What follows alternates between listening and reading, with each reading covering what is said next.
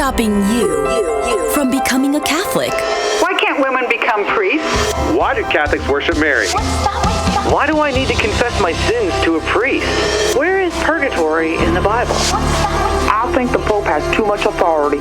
What's stopping you? You are called to communion with Dr. David Anders on the EWTN Global Catholic Radio Network. Hey everybody, welcome again to Call to Communion here on EWTN. It is the program for our non-Catholic brothers and sisters.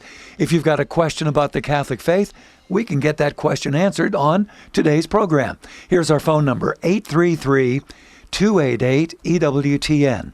That's 833-288-3986. Outside North America, please dial 1 and then 205-271-2985. You can also text the letters EWTN to 58177. Wait for our response, and then text us your first name and your brief question. Message and data rates may apply. Those of you watching on TV, you can participate as well. Here's our email address for you folks, ctc@ewtn.com. ctc@ewtn.com. Pedro Quiles is our producer. Vanessa Sanchez is handling phone screening. Rich Jesse on social media. If you'd like to ask a question via YouTube or Facebook, we're streaming on both those platforms right now. So just put your question in the comments box if you would. Rich will see that. He'll shoot it to us in Radio Studio 1, and we'll get your question answered. Again, the phone number, 833-288-EWTN. I'm Tom Price, along with Dr. David Anders. Tom, how are you today? Well, I thought I was doing well until the throat started acting up. Well, sorry, man. You know what we say in our family, right? I don't know. Our bodies keep us humble. They do that indeed. They do indeed. All right, we're going to lead off with an email from Shane now. I heard there is an old and a new theology on St. Paul. Can you comment on this? Yes, absolutely. I really appreciate the question. You've actually keyed in on something I have an interest in, right? Really?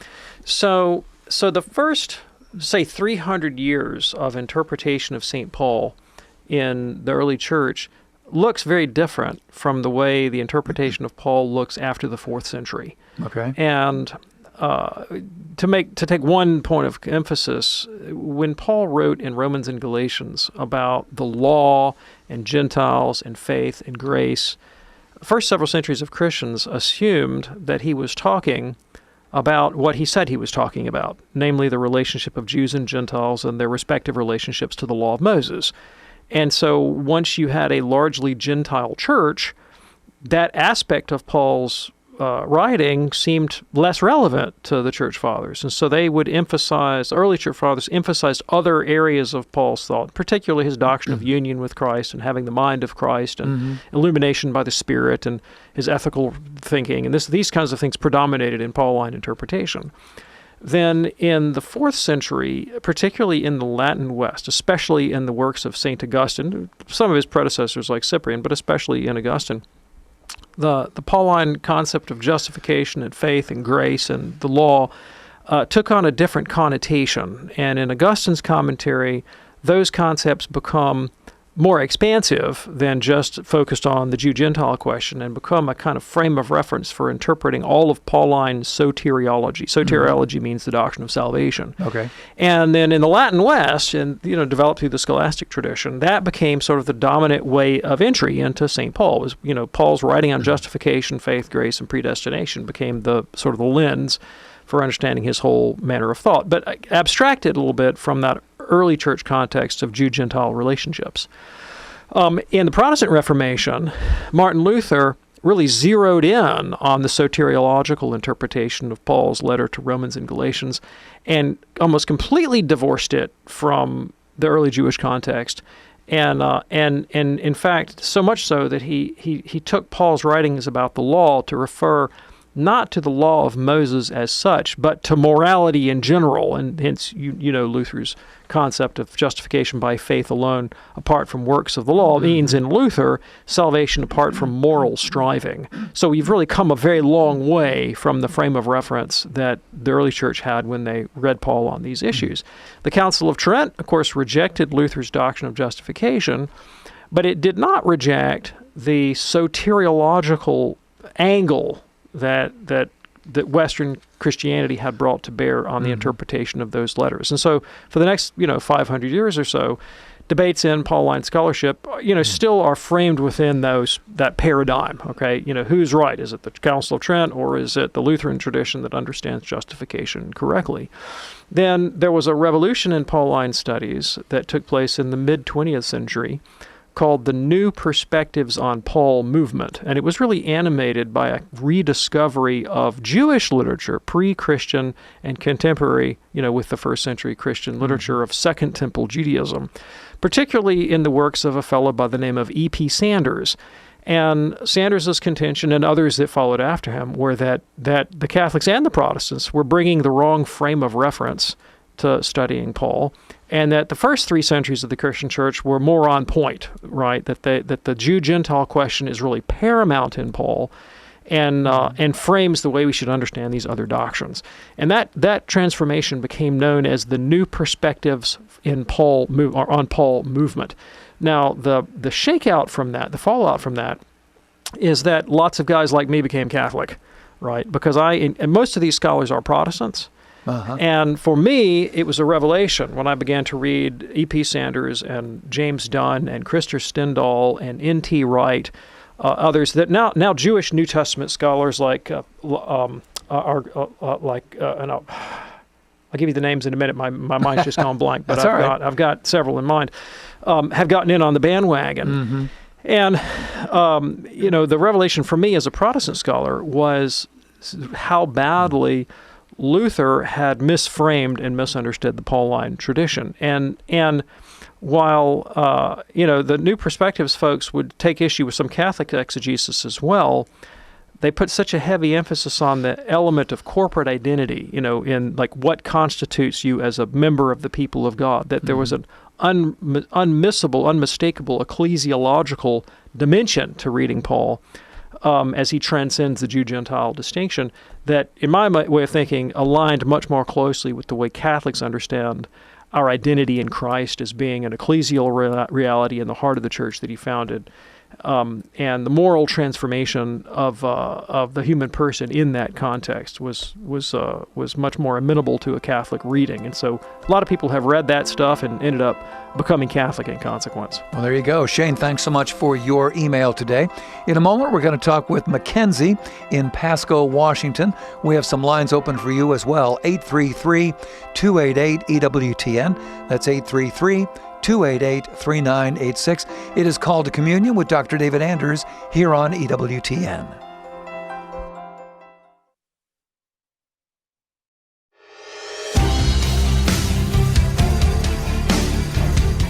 All right, if you're ready now, let's go to the phones at 833-288-EWTN, beginning with Mackenzie, a first-time caller from Pasco, Washington, listening on the great KHSS Catholic Radio. Mackenzie, what's on your mind today? Hello, Tom. Hello, Dr. Anders. I am a member of the Church of Jesus Christ of Latter-day Saints, and the way I see it, I am the one that's based in Salt Lake City, not the FLDS, and in knowing that, I would believe to some extent, like the Catholic Church, being as the one based on Salt Lake City has a massive following and all that, we in some way or another have a bit of a Catholic in that terminology, universal aspect to us. But what I would like to know is, knowing that you guys, through the Vicar of Christ, have a connection to God, would we, through our prophet Russell M. Nelson, have a connection to God? Yeah, thanks. I really appreciate the question. So if I might, I'd like to kind of back up and reframe the way Catholics understand themselves, because a Catholic would not come naturally to the mouth of a Catholic to say, I have a connection to God through the Pope. We wouldn't start there, right? Let me back up and explain how Catholics see reality. So we think that we are connected to God through the created order, because in him we live and move and have our being, as St. Paul says in Acts chapter 17. And we're made in his likeness and image. And so there's something of the divine that's sort of imprinted on our nature.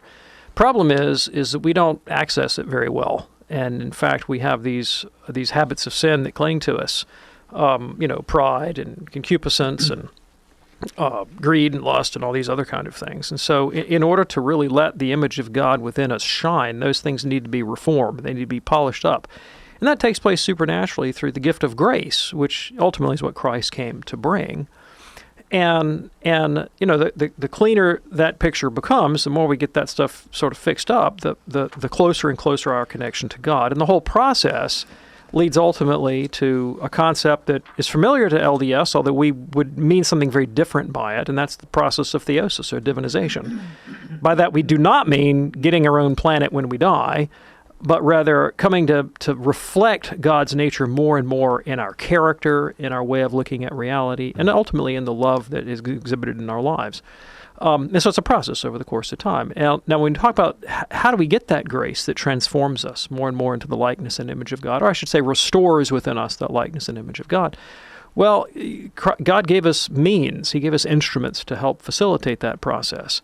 They're not exclusively within the church, but privileged in the church. So, I mean, the created order itself bears witness to the divine majesty and glory, and to our need for redemption, and to the moral order. All those things can be accessible through reason. But the teaching and example of Christ is obviously a major advance. I mean, go to the book of Hebrews, it's sort of the definitive revelation of God. And so obeying the teaching of Christ, following his example, seeking to incorporate, to assimilate his divine personality, come to see the world through Christ's eyes. That's sort of the major engine of growth in the Christian life. And then those truths are imprinted on our personality in a non-verbal way through the sacraments of the church, baptism and the Eucharist and confirmation and confession, holy orders, ordination, divine unction. These kinds of things are these special tools that God has given us as Christians to rework the image of God within us. And we believe those are sort of supernaturally effective. In conveying this teaching to the people of God, we believe that Christ sent representatives, delegates that were commissioned by him with authority to teach with authority. And that would be not just the Pope, but it's the whole order of bishops. Right? Christ had 12 disciples, one wigged out, and we got a replacement, got 2.0 in there. But those 12 apostles have successors that continue to exist down into the church today in the form of the Catholic bishops. And so my connection to God it's not uniquely through my bishop or even the Pope. Those people have offices in a church that oversees a sacramental apparatus and teaching, the whole purpose of which is to unite me to God. And so, there are like lots of avenues of union with God that Catholics lay hold of, right? And we're not sort of uniquely constrained within the personality of the priest or the pope or the bishop. Those people have a very important function in the church, but I wouldn't say that my relationship with God is sort of uniquely funneled through the person of the pope, if you see what I'm saying. So I just want to, one could misconstrue that language, and I wanted to give you a real sense of the way Catholics see their connection to God and the role that the Pope has. And the Pope is a human being who sometimes is infallible, but oftentimes, he can just be a human being. And so he has an office and he has authority, but he's not. We don't see him in the same light that you would see the Mormon prophet, who, if I'm not mistaken, I think you can correct me about this, that the Mormon prophet can allege to give out a fundamentally new revelation and sort of change mid-course and make a 180 on something if he says that this is what God told him, and that's typically not the way the Pope behaves. Now, to the question, do I think that Mormons have a relationship to God or a connection to God, whether through their prophet or some other way? Catholic Church sees itself this way. It says that the Catholic Church is the institution created by God and sent by Christ that has this job of teaching the truth and sanctifying people. But, like I mentioned, there's not just one element of the Catholic faith that unites us to God. There are many. And so it's possible to look around the world and say, well, here are some other people that have, well, maybe they don't have everything that we've got, but they've got elements of truth and sanctification. Maybe they don't have all our sacraments. Maybe they don't have apostolic succession. Maybe they don't have the Pope or the bishop or the priests. But, let's say maybe they got at least some of the Bible. Maybe they have the New Testament. Well, New Testament's good stuff, right? It teaches the truth of Christ, right? Sure. That's a means of sanctification and redemption. It's not the whole package, but it's a good part of it. They are also people made in the likeness and image of God who have their moral sense and intuition and the power of reason, and they can think about the moral life and the rights and duties of of human life together, and those could also be elements of truth and sanctification. And so, I would look at the LDS and I would ask the question: what are the elements of truth and sanctification that exists within the LDS? Could those be for someone within the LDS a means of sanctification and redemption? And the Catholic Church tells me yes, to the extent that the LDS possesses elements of truth and sanctification, elements that they would share in common with Catholics. To that extent, they have access to means that could be salvific for them. Now, I wouldn't, please forgive me, I'm just going to be frank here, I wouldn't necessarily think that came through the person of your prophet, right? Because, of course, as a Catholic, I don't actually believe his claim to prophecy. And so if your prophet said, for example, don't murder your neighbor, I go, all right, I'm down with that. Let's go, prophet. Don't murder your neighbor. Okay, good deal. I'm with you 100%. If he were to say, God has changed his mind and we're going back on the polygamy statute, we're going to reinstitute polygamy. I mean, they had polygamy once, they got rid of it, now we're going to bring it back. At that point, I'd go, oh, well, I'm not following you there, dude. Not going to that one, Again, not because of... I just don't believe his claim to authority, you see. So it would just be, he would have human authority, and I would agree with it or not, insofar as my reason and the Catholic faith concurred with whatever he said. But your connection to God is ultimately grounded in the created order, in that you are a child of God, created in his likeness and image, and in those truths of sanctification and redemption that you would share in common, first of all, with the patrimony of the human race, and also with the Catholic faith. Mackenzie, is that helpful for you? Yeah, and I do respect of what you have said regarding our prophet. I do respect that with the utmost respect. Well, I appreciate that. We do thank you so much for your call. That opens up a line for you right now at 833-288-EWTN. If you have a question for Dr. David Anders, 833-288-3986. Call to communion here on EWTN with Dr. David Anders. Here's an email from Marla. This is fascinating. Can the normalizing of cremation be a symptom of a society that doesn't want to face death? And does the church still prefer a regular burial? Okay, thanks. I appreciate the question. So I have never studied the question sociologically, right, as to why the normalization of cremation within the culture, right? And is it because the culture as a whole does not want to face death? Yeah, I mean, I think that's an empirical question, and I think we could empirically investigate. It's a theory. It's not the one that intuitively jumps to mind. I'd never thought of it. I mean, if in my own life, my own family life, I mean, I've had these conversations with my loved ones, and I have had family members that have said to me, for example, I would like to be cremated because I would like to be interred in the church's columbarium. Like, for no other reason, just that, like, we don't have, like, an explicitly Catholic cemetery in my diocese, set aside by the church, consecrated ground, and all that kind of thing. Yeah. And the columbarium is just, like, it's so close to the church. It's, like, on church property, and it's so easy to remember your loved ones and to remember them at Mass. And I've had people say, I want to be cremated because the church has made the columbarium available to me, and for no other reason. And if the columbarium were, like, say, I don't know, at the back of the Bama football stadium in Tuscaloosa, I could think of a lot of people that might want to be interred there, but it wouldn't be me, for that a different reason, right? Sure. I think there are other people in the culture that are not Catholic who have gotten interested in cremation for basically superstitious reasons, right? I mean, a lot of times you'll hear folks say, well, my loved one wanted to have his ashes, scattered over the Great Smoky Mountains or something because he so loved the mountains. And it would seem to imply some, some sort of superstitious idea that maybe his spirit could be diffused among the trees of the Great Smoky Mountain National Forest. And that obviously is not how the thing works, and that would be a superstitious reason. Sure. I think a lot of times others are motivated by really pragmatic concern if it's just more affordable. It's a more affordable option. It can be quite expensive to bury somebody and buy a funeral plot, and buy a headstone, and buy a coffin, and all this kind of thing. So that could be a lot of reasons that people would want to cremate. But again, this is some sociologist someplace has likely studied the question of the evolution of the acceptance of cremation in American culture and that would be an empirical question you could investigate.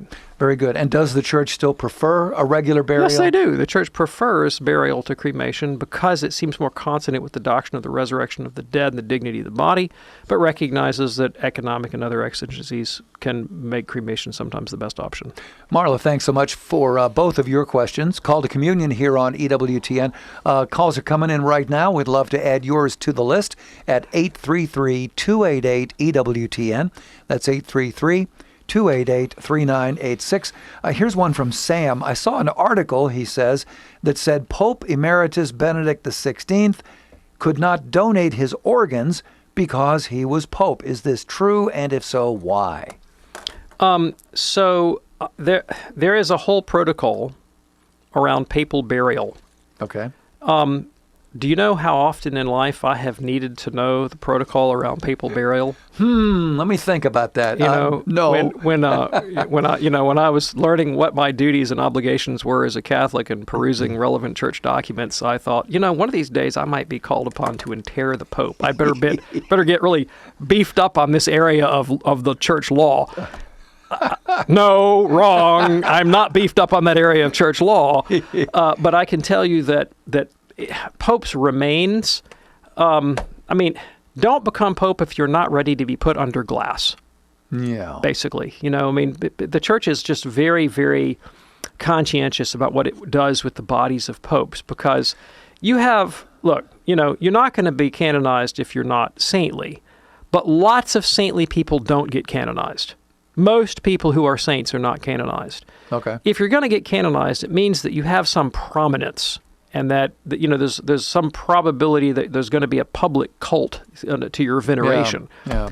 Popes are pretty good candidates. If they attain sanctity, that canonization could very well be in the works for them. And, when it comes to canonized saints, Catholics are real possessive about the bodies of our canonized saints. We like to hang on to those suckers. And, you might end up with a piece of the liver of some pope one day down the line, in a tiny little reliquary. Sure. So in the Middle Ages, this is a true story, right? We're more civilized now, but, the late Middle Ages had a high respect for ascetics, for hermits, that live out in the edge of town and grow their hair long and, live on a diet of stale bread and wild rabbits or something. Oh my. And they'd, pray, and people would ask them to pray and so forth. And when the hermit started looking a little bit green around the gills, maybe, pushing up there in years, and the villagers thought, he might kick off at any moment, they would mount guard around the hermit. This is true. This really happened. They would mount guard, right? Because if the guy expired in the night, what would happen is sometimes some guy from the next village down the road would sneak in. They'd run off with the body of the dead hermit. Then they'd have their own relics. Wow. And so the local village is like, dude, hands off. This our dead guy. We're not giving you, you can't get our dead guy, Go get some other dead guy. You go get your other dead guy. This is our dead guy. We're keeping him, right? Wow. When St. Thomas died, when St. Thomas Aquinas died. Yeah. He died in a Benedictine monastery. And the Benedictines were like, oh, goody. We got us another one, Because Thomas had been educated by the Benedictines. Yeah. And the Dominicans had to go to the Pope, and they were like, Pope, the Benedictines are loaded with dead guys. Like, this is one of our first ones. We got to hang on to this. So they gave him back to the Dominicans. Wow. You never know what's going to pop up on this program. It is called to Communion here on EWTN. In a moment, John in Houston. Lines are open for you as well at 833-288-EWTN. Call now.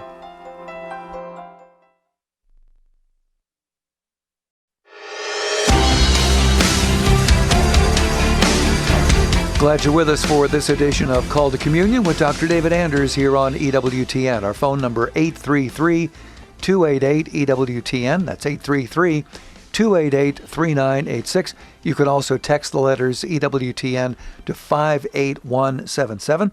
Or if you're watching on TV, shoot us an email, ctc@ewtn.com, ctc@ewtn.com. Hey, congratulations going out to another great EWTN radio partner celebrating an incredible 22 years with us. Wow. Catholic Radio of South Carolina. They now have 10 stations serving many cities across the state. I believe they're covering just about all of South Carolina. Congratulations to Michael Brennan and Gary Towry and their great team there in South Carolina from your friends here at EWTN. All right, let's go now to John, a first-time caller in Houston, listening on the great Guadalupe Radio Network, AM 1430. Hey, John, what's on your mind today, sir? Well, I had two questions. The first one is, why are Catholic Bibles bigger?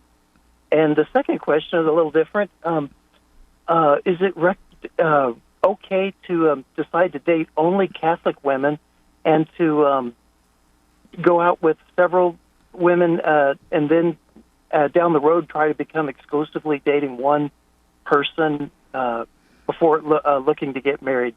That's the two questions I have. Thank you. Yeah, okay. Thanks so much. I really appreciate the question. So Catholic Bibles are larger than Protestant Bibles because they contain more books. The Catholic Bible has 7 books that the Protestant Bible does not contain. There are a lot of reasons for that, but basically in the ancient world, there were multiple versions of the Old Testament floating around. There was a Hebrew version that lacked some books that were added in a Greek version. There was a Greek version of the Old Testament produced by diaspora Jews, that is to say, Jews that lived outside of Judea and the Holy Land, and Egypt in particular. And it was the latter, it was the Greek version of the Old Testament that was the Bible of the early Christians. And it is the Bible that the New Testament quotes much more often than not. And about 95% of the time when the New Testament quotes the Old Testament, it's quoting that Greek version of the Old Testament that contains those books. And so those books entered into Catholic liturgy and Catholic theological reflection at a very early stage and were commented upon and read and prayed as sacred scripture from the beginning. There were books in the Old and New Testament that were controversial, some in the New Testament too, that eventually made it into the canon. So the fact that some of these books may at one time have been controversial doesn't count against their canonicity, but the fact of the matter is they were maintained by ecclesiastical use down through the centuries. In the 16th century, Protestants began to diminish those books. They didn't explicitly take them out of the canon, but they began to diminish them. Principally, I think, because the content of those 7 books is more amenable to a Catholic than to a Protestant interpretation. Protestants rejected things like the intercession of saints and angels and prayers for the dead, all of which can be found in these deuterocanonical texts. And so, the Protestant church was kind of uncomfortable with them and, would say disparaging things about them. Eventually, Protestant printers realized they could save on printing costs if they just didn't print them. And so early Protestant Bibles wouldn't contain them, but the people were cautioned to treat them as of secondary value. And eventually it wasn't a sort of a systematic decision. It was a very pragmatic one. It's just, hey, we can save some money if we leave these suckers out. So they just started printing them without the 7 books, and that became the standard practice. So that's why the difference.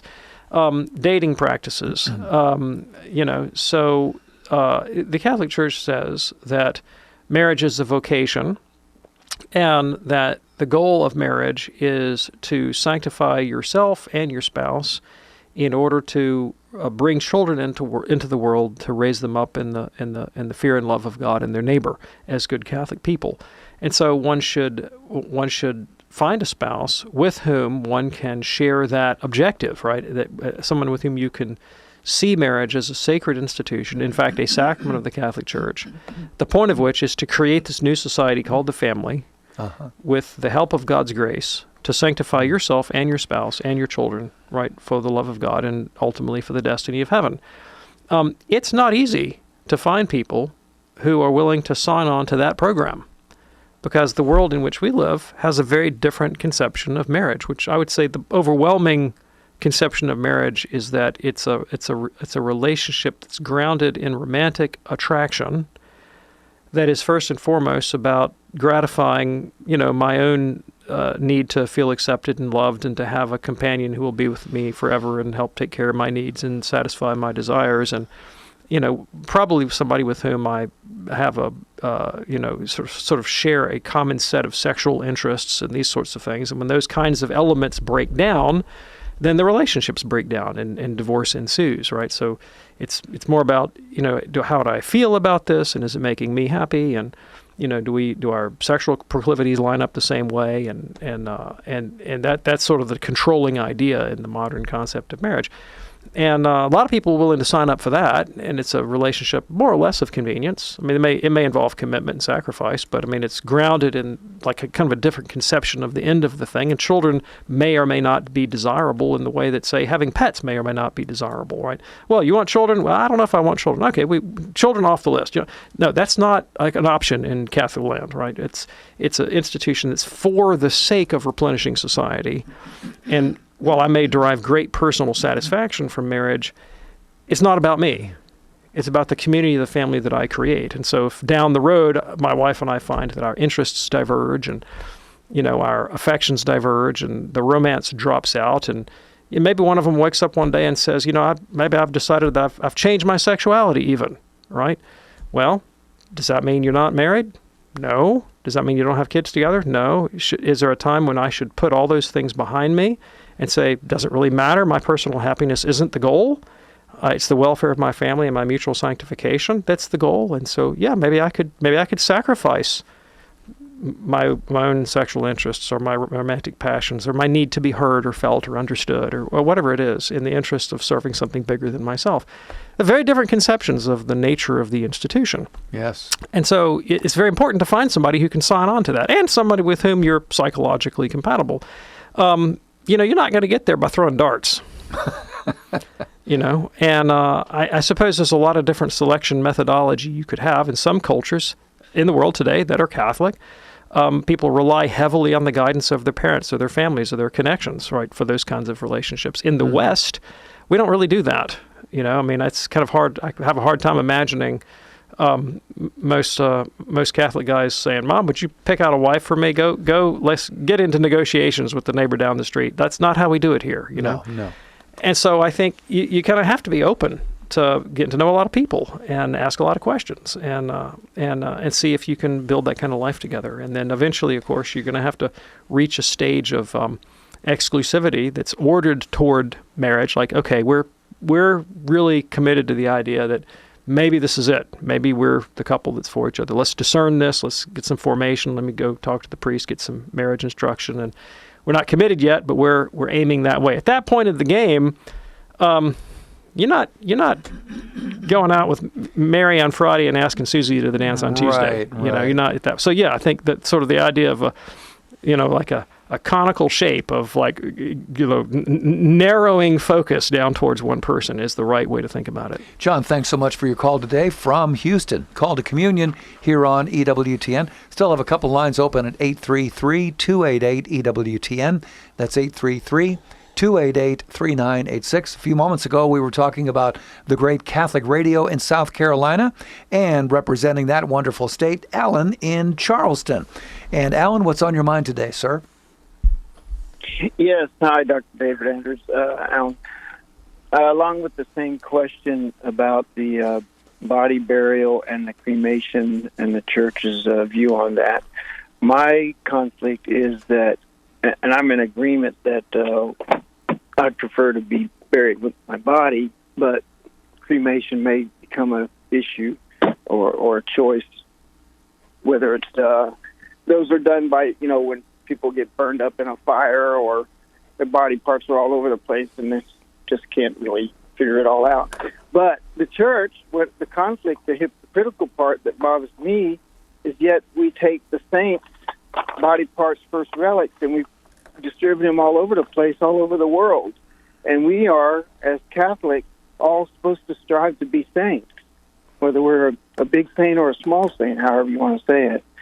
So that's a conflict. No, I don't think it's a conflict at all, but I do appreciate the question, and I think I understand what you're saying, but I don't think there's any conflict at all, because what does the disposition of saints' bodies and burial, what do they have in common? And they have something profoundly in common, and that is the idea of respect for the body. Now, the forms of respect differ, because in the case of the bodies of saints, the kind of respect that we are paying is the respect of veneration. We are venerating the bodies of the saints. St. Gregory of Nyssa said that we venerate Christ in his members. When it comes to the burial of those who are not canonized saints, We are respecting them by placing them in an honored place of rest and praying for the repose of their souls.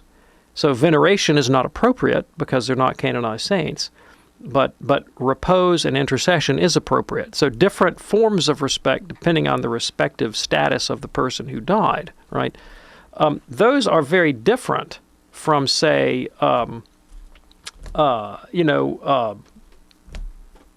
exposure, or tossing them in a ditch, or cremating them and then scattering their ashes on the Ganges, or whatever it might be. There are a lot of other forms of burial or disposal of the dead that do not imply respect for the body and belief in the resurrection. Not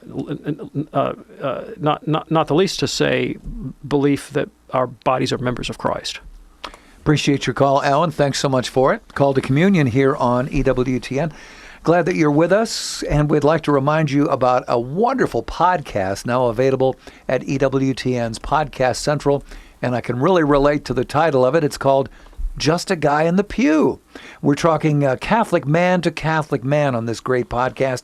No fancy jargon, just real honest conversations from the heart as John and Victor discuss their struggles, challenges, and unimaginable joy of following Christ. It's a wonderful podcast, and it's called, again, Just a Guy in the Pew. You can hear it and other faith-filled podcasts at EWTN's Podcast Central. To get there, visit EWTN.com/radio.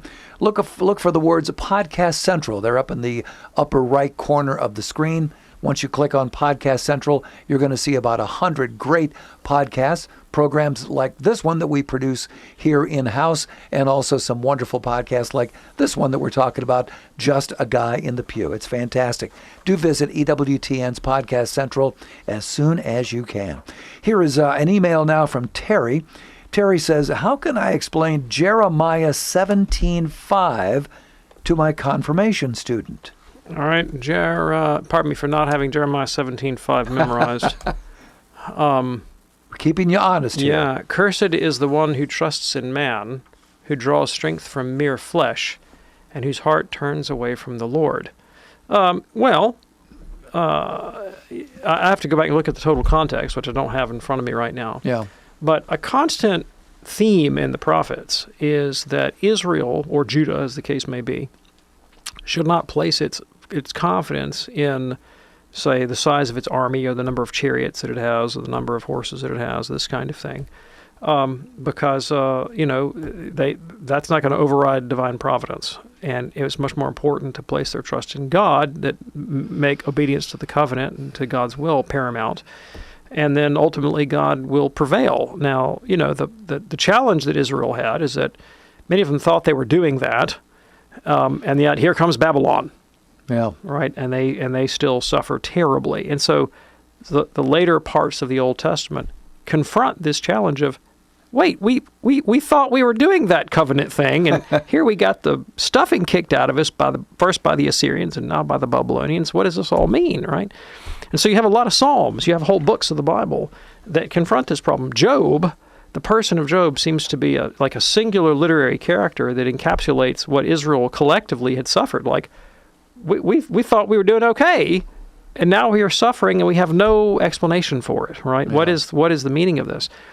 And the second half of Isaiah introduces a concept in a literary figure called the suffering servant, which the prophet tells us explicitly is Israel. He says, Israel, my servant. And there's a whole bunch of psalms about how the servant suffers at the hands of unjust men. But even though he suffers to the point of death, God will prolong his days and raise him back up again. And within the context, it seems to mean that it introduced this idea of redemptive suffering, that yes, Babylon came, devastated Judea, took people into exile, but God will bring something out of the ashes of that, from that crucible of suffering that'll be even better, and Israel will be the bearer of that destiny, of that identity. Now, what happens in the New Testament is the New Testament writers say, yeah, what you wrote corporately about Israel in the person of a literary figure, what if that literary figure actually took on flesh and became a singular person? And Israel was long familiar with the idea that a single individual could stand in for the entire nation. You remember David standing up against Goliath on behalf of all of Israel, right? Yeah. Or more negatively, when the northern kingdom rejects the Davidic monarch Rehoboam, they don't say, we're getting rid of Rehoboam. They say, what part have we in David? Right? We're rejecting the whole dynasty and the whole kingdom, right? Represented in the singular person of the king. Yeah. So the New Testament writers say, well, what if this corporate person that is the servant of God in the Old Testament actually takes on flesh and becomes a singular human being? And so that destiny of redemptive suffering, death, degradation, alienation, exile, rejection, and then redemption becomes the fate of a singular person in whom we can be found, in the same way that Israel was found in David. What if we could be found in that guy, so that his victory over alienation and death and hell and the grave becomes ours? And then you have what we call Christology, right? This is the church's doctrine of Christ. And there it is. Appreciate that, Terry. Thanks so much for your email. Back to the phones now at 833-288-EWTN. Jack is driving through Missouri, listening on the Great Covenant Radio. Hello, Jack. What's on your mind today? Yeah, hi. So I have a question. It has to do with the priesthood, and only the Catholic priests are, well, I guess also Orthodox, but can confect the Eucharist. And so I'm wondering how the priesthood is connected with the Old Testament Levitical priesthood, and how they're like in the Old Testament they could only be the priests could only be Levite or something to that effect. Yeah, I'm just trying to figure out. Sure, absolutely. So in the Old Testament, Israel has a problem, and the problem is also a blessing. It is the problem/blessing of God's presence with them. It's a great blessing, but it comes at a great cost. Because if you've read the Old Testament, if Israel approaches the presence of God with the wrong disposition, they get zapped. And so a great deal of Old Testament law, particularly Levitical law around the priesthood and the sacrifices, has to do with managing God's presence in the Old Testament. It's a bit like a nuclear power plant. Like, it's powerful. I mean, it's really there to help you. But if you don't take care of those fusion rods, man, they're going to burn you up, right? And so the whole sacrificial ritual and the sort of the regime of the holy, the clean, and the unclean, right? Managing that is a major preoccupation, because you get that wrong, and man, you're gonna have a nuclear meltdown on your hands, right? And the two things that never come into contact. You don't ever bring the unclean together with the holy. You do that, it's lights out, okay? And the priesthood mediates that. In the New Testament, something fascinating happens. St. Paul, in particular, borrows that whole architecture, but he abstracts it from the temple in Jerusalem. And he places it instead in the heart of the Christian community, which becomes the new temple. Right, not built out of stones. St. Peter talks about this too, right? You're a living, temple not made with stones from human hands, but made out of your human lives. And the priesthood is something that's, first of all, belongs to the entire community by way of baptism, that every Christian becomes a priest in virtue of their baptism. And the whole holiness, cleanliness, uncleanliness thing gets translated from a cultic temple context into the context of the ethical life and the interior life. Thus, St. Paul will say, purify yourselves of everything that contaminates flesh or spirit out of reverence for God. Be transformed by the renewing of your minds, these kinds of things. And the sacrificial aspect of that cult is the offering of ourselves along with the ritual offering of Christ's body and blood given to us in the Holy Eucharist. And this is the subject matter of 1 Corinthians 10 and 11. Okay. And Paul makes it very clear that, as Israel could approach Old Testament sacrifices in a state of ritual impurity, Christians can approach it in a state of ritual impurity as well, but of moral impurity if they are not, for example, loving their neighbors. And so Paul admonishes the Corinthians, you guys are not actually offering the proper sacrifice to God here, because you're in enmity with one another, and that's not the right disposition. But it is the apostles and those sent by them that officiate over this whole apparatus. And so Paul, for example, will refer to himself as a priest in Romans chapter 15, saying that it is his priestly duty to configure the Gentiles as a pure offering to God, right? And this is the church's understanding. So if you read even modern Catholic theology like Sacrosanctum Concilium, which is the Second Vatican Council's doctrine on the liturgy, we read that the people have to understand that they offer the Immaculate Victim Christ, not only through the hands of the ministerial priest who effects the offering, but also along with him, they themselves offer it as they offer themselves. St. Paul says, offer your bodies as living sacrifices. This is your spiritual act of worship. Pope Pius XII, writes an encyclical on the liturgy called Mediator Dei, where he says the church has these two offerings. We have the ritual offering of the Eucharist, and we have the interior offering of the self. And of the two, the most important is actually the interior offering of the self, because if you have the ritual offering of the Eucharist, but you don't bring your penitence, your contrition, your love, your piety to that offering, then you come, as St. Paul says, with the wrong disposition, and you're just eating and drinking your own condemnation. Right? But it's the ministerial priesthood that officiates the whole process, although the entire church participates in the priestly dignity of offering themselves along with the body and blood of Christ. Jack, great question. Thanks so much for checking in from Missouri. Call to Communion here on EWTN. In our 10 years on the air, David, I have never heard these two questions, and this is in an email from Ronnie. What shoe size do you wear? Well, there's that. Okay. Okay, here we go. Can I eat blessed salt? And is blessed salt used in witchcraft? Yeah. Can you eat blessed salt? Yes. Okay. And in fact, yeah, I mean, you can, to be sure. Okay. Is it used in witchcraft? Gosh, Tom, I left my book on witchcraft at home. What a shame. Again, this is one of those areas of study. I have fortunately never bothered my head with studying the ritual paraphernalia of modern witchcraft.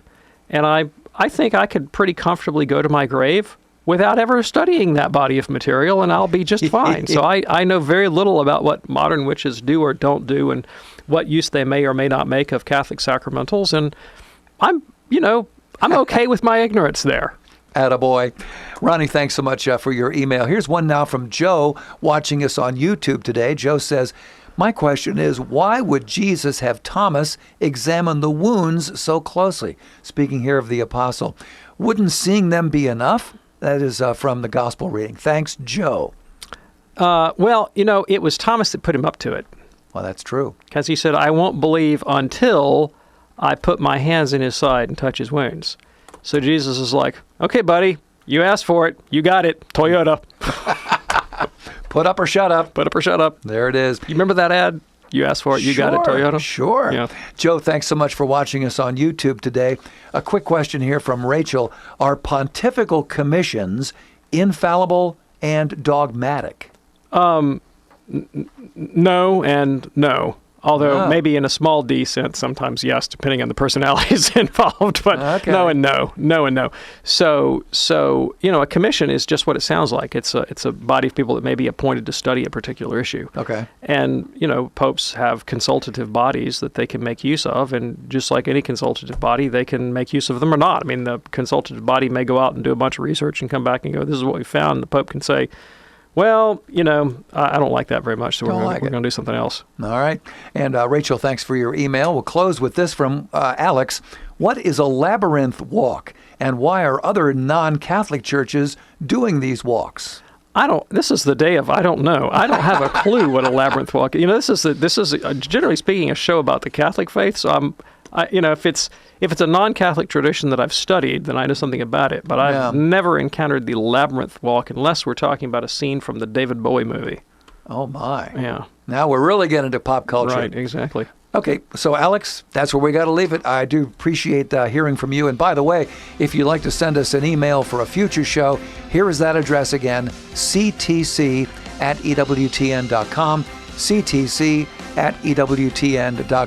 Fast-moving program today, Dr. David Anders. Thank you. Thanks, Tom. Don't forget, we do it Monday through Friday at 2 p.m. Eastern on EWTN Radio. You can check out our podcast anytime you wish by going to EWTN's Podcast Central. Find it at ewtn.com/radio. Then look for those words, Podcast Central. Click on that and you are good to go. We even put them in alphabetical order to make it easy for you to find any show that you're looking for. On behalf of our fantastic team, I'm Tom Price along with Dr. David Anders. Hey, thanks for joining us today. See you next time here on EWTN's Call to Communion. Have a wonderful day and God bless.